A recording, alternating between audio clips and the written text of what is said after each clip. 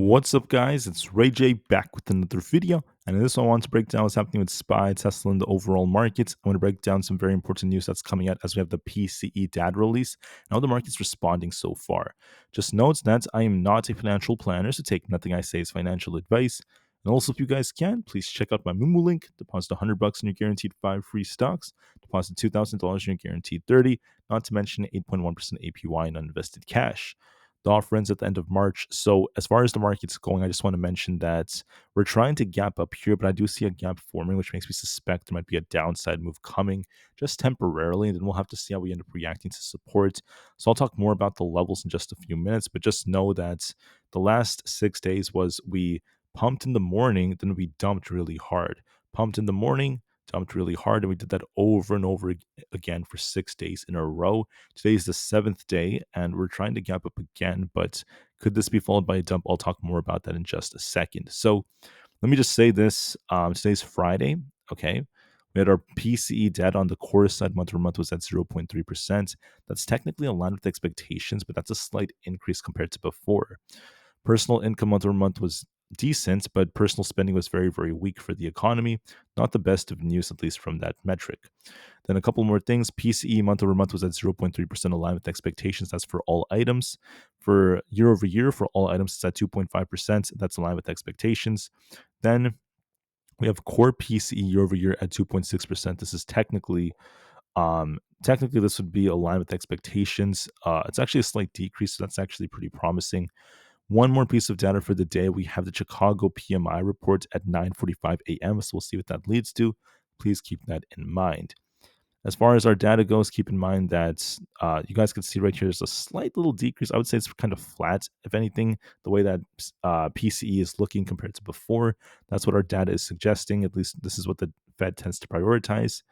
And then the last thing is this. For today, we have about 620 plus thousand of these calls expiring, and we have over 1.6 plus million puts expiring for a 2.62 put to call ratio. For now, I'm going to be watching to see what this leads to. Besides that, the market's very wary. It was February, kind of funny. But anyways, going back, the market's continuing to fall. We're still down quite a bit. We're in the last day of February, so expect quite a bit of volatility. There is a lot of news about Donald Trump's tariffs. So that's still making up the majority of headlines. That's still causing more fear in the markets, despite the fact that we got a decent PCE. It's not really enough to shake things. I'm not seeing anything else that's too crazy since then. The last thing is we had Fubo TV announce their earnings. Nothing else is new for now, so that's pretty much it. Anyways, let's talk about the market. So as far as SPY goes, okay, it's very simple to play this chart. Notice that if we go back to last Thursday, we pumped, then dumped. Friday, we gapped up, then we dumped. Going into Monday, the same thing. We gapped up and dumped. Tuesday, we pumped and dumped. Wednesday, we pumped and dumped. Thursday, pump and dump. Friday, pump and dump. So the market just keeps pumping and dumping over and over again. During the pre-market, we're up 0.2%, but we do have this gap that's forming here. So I'm going to be watching this very closely. I do think there's going to be some kind of downside move coming to fill this gap here. But here's how it's going to go. If we could hold 585, then you're looking for a rebound move back up to like that 590 area if we could base at 585. If we don't hold 585, if you see SPY below 585, I anticipate we're going to be looking for another decline all the way down to the low 580s, very close to 580 flats, and we'll have to see if that holds. If not, 575 is likely coming. That's where we have previous support. So watch those levels. That's going to be very, very important for the way we're going to continue to move. So please keep that in mind. I think that with this kind of like gap up, we'll have to see if 585 holds for us to bounce or not. If not, we're looking for some kind of decline. So just keep that in mind. On top of this, I just want to make it very, very clear that that's what we're essentially seeing. And with this gap that's formed, there's going to likely be some kind of downside move coming when we open. So please be very careful. We've been doing this for the last couple of days.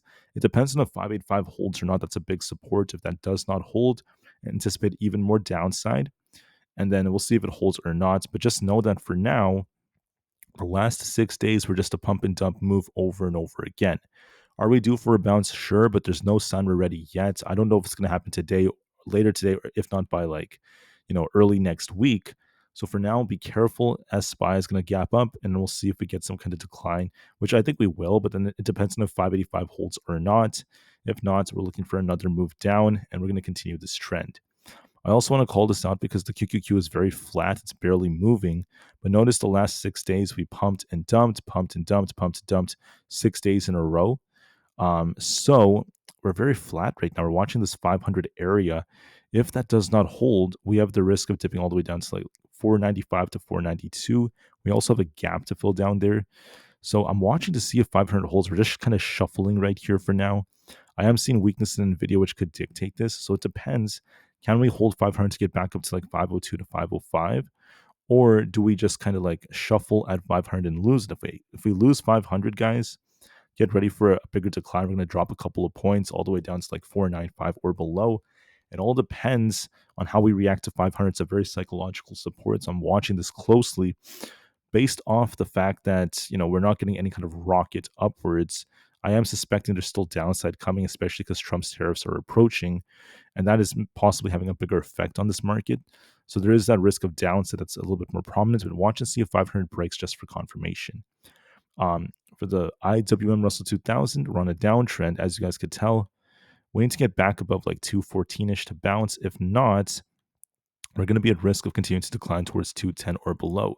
So I want to see us reclaim 214. Otherwise, we favor downside, so please keep that in mind. For ES, we're also on a downtrend, making lower highs and lower lows. We're looking for a small rebound move before it potentially rejects again. Because here's the thing, we saw a rebound move on Thursday, then we rejected. Friday, same thing, right? Monday through Thursday, the same thing. We push and reject, push and reject, push and reject. So now we're pushing in this morning session. We're up about 0.2%. Can we reclaim at least 5,900 to see some hope for a bounce? Or do we get a rejection move again back down to like 58.50 before we see some kind of buyers defend? For now, it's looking like this is looking weak, and this is still favoring downside despite that. So be careful, guys. We'll see if this push is followed by a move to the downside, and then we'll see if we can hold support around 58.50 or not. I do think there's going to be a downside move, but then we'll see if we hold support at 58.50. That's going to be very, very key. On NQ, it's looking a bit more bearish, very flat at 20,600. We also have support 20,500. If that fails, it's just going to be a bigger dip all the way down towards, 20,400 or so. We'll see if we reclaim support, but we're technically on a downtrend, so this could kind of push and start dipping all the way down towards like the 20,400s. For Bitcoin, we're on a downtrend, making lower highs and lower lows. We'll see if we try to bounce for 84,000 or not, but we still look relatively weak. For Nvda, we're dipping here. We have like a head and shoulders, so this could be dipping closer to about 114 if we can't hold 117. Looks bearish. It is still favoring the downside direction. So watch and see a potential move back down to this 114 area, and we'll see if that holds. Tesla is barely holding this like 280 area. There's a nice support there. But if that fails us, we could be dipping to fill the gap. We have support at 275 and 270. If that fails us, I'm looking for a move back down towards 250. For others out there, such as like Apple, we're declining, looking for a move back down to 233. Coin is looking kind of weak. We do have a gap to fill above, so we'll see if we get some kind of bounce or not back up towards 208, and we'll see if we reject. Amazon's making lower highs. We're looking for an attempt for 210. We need to reclaim 215 to bounce. If we make a lower high in like the 212s, then we could turn back down towards 206. Meta's barely holding 658. If we hold this, we could rebound. If not, we could be dumping towards 650. Microsoft's on a downtrend. We might be retesting like 396 before we continue its decline. I want to see us reclaim 400 to balance, where we might come short of doing so. And Google's barely holding 170. Might see a rebound move for like 172, and we'll see if you reject. With that being said, the trend is still just like we gap up and reject over and over again. So I'm going to be very careful with this market. We will see if SPY could hold 585 to bounce or not. But if we don't, look for further downside. So it's all about the level. Will we end up breaking this level or not? So please keep that in mind. That is going to be very key for how we end up moving. With that being said, I want to thank you all so much for listening. So please have a good rest of your day. I'll be back with another upload in just a couple of hours to give you guys another update on how things are looking. Until then, I wish you all the best. I'll see you guys very soon, and make sure you watch your levels. Like I said before, the levels are going to be key for how we end up moving. Watch those levels like a hawk. Anyways, see you guys soon, and peace out.